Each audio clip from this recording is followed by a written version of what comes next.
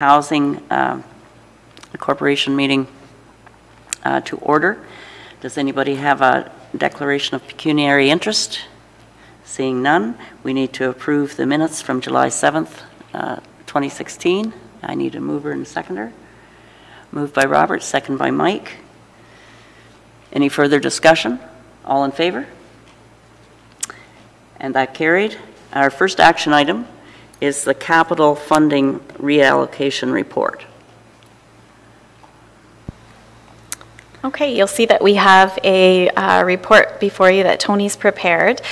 We'd like to reallocate $81,408 in capital funding that's surplus from other projects for the installation of new footing drainage at a couple different sites that are listed in the recommendation there.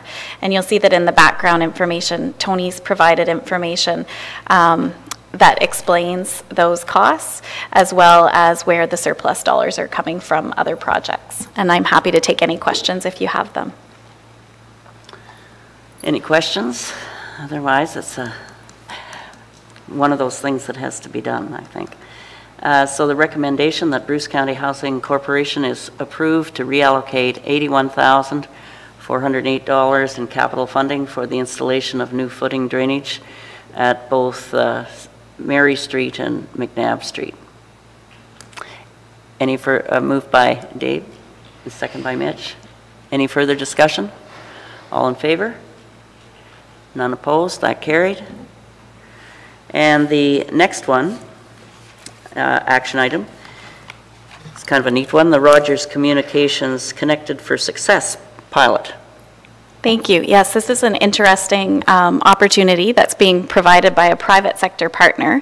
And so Tanya has a report before you suggesting that she be authorized to sign the partner agreement between Rogers Communications and Bruce County Housing Corporation.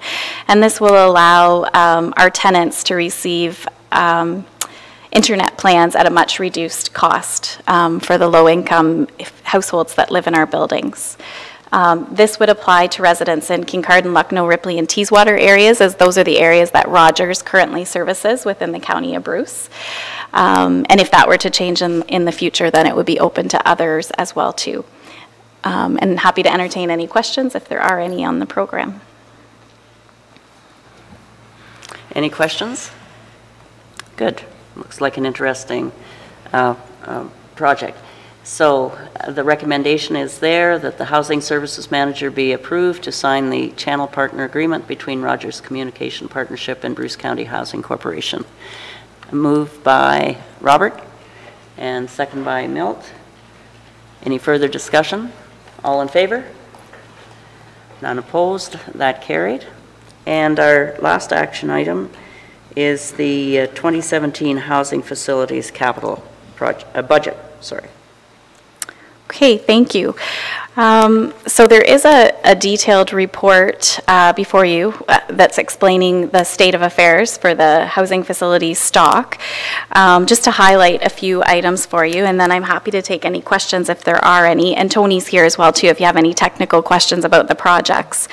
The housing facilities budget does include an increased transfer to reserves.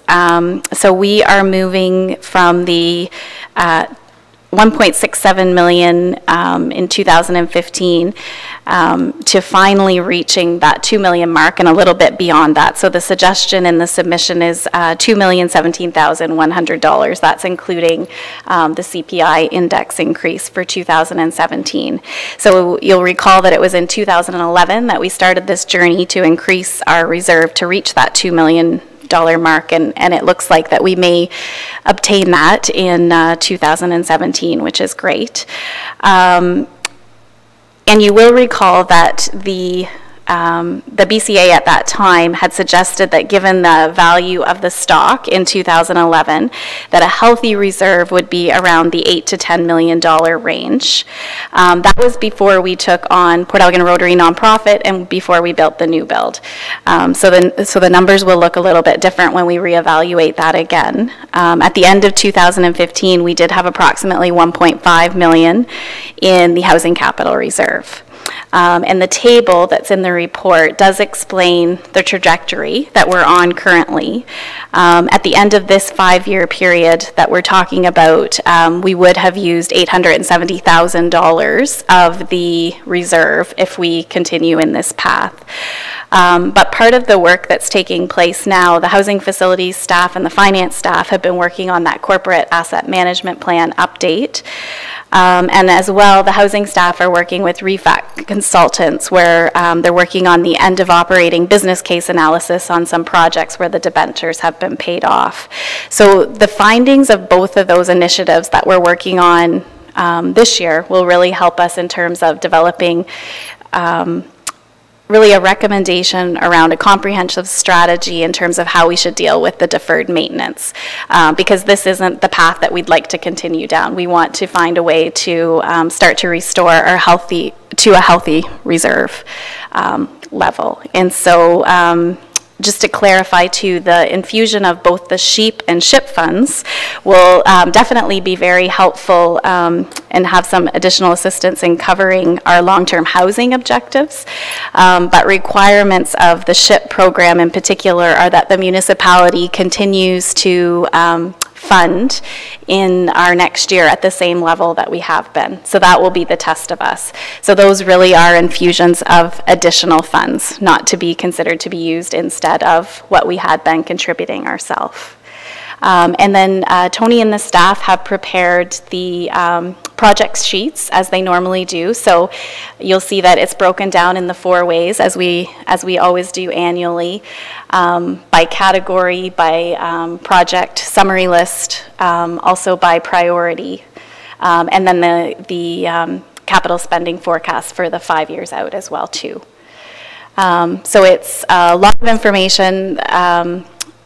It's not an easy situation that we're in, but there is work that's being done now that will hopefully set a good structure for us to determine what our path should be going forward to manage those buildings. So I'm happy to take any questions. So this report, I think, is for information. I had that wrong. I had it. But it's information that we need for considering our assets over a long range and for this 2017 budget. Mm-hmm. So the next one is, so no questions on it or comments? So the next one is the arrears report then, for information. Okay, so the second quarter arrears report is before you for information. You'll see the summary there that Tanya and staff have prepared. And they continue to work on managing and collecting those debts as best possible to keep that percentage low. We do always see in the first part of the year, because we don't have the full number of charges working with us in that formula, that it appears to be a higher percentage. That's based on how that KPI was devised in industry standards, but we do see that that improves towards the end of each year. So I expect that when you see the next quarter report on the arrears, it will be much decreased, and again in the last quarter. So the report was for your information. Any comments or questions? Seeing none, our next meeting is September the 8th, 2016, and I'll ask for a motion to adjourn. Mover and seconder, Mitch and Janice, all in favor? And we are adjourned. Thank you.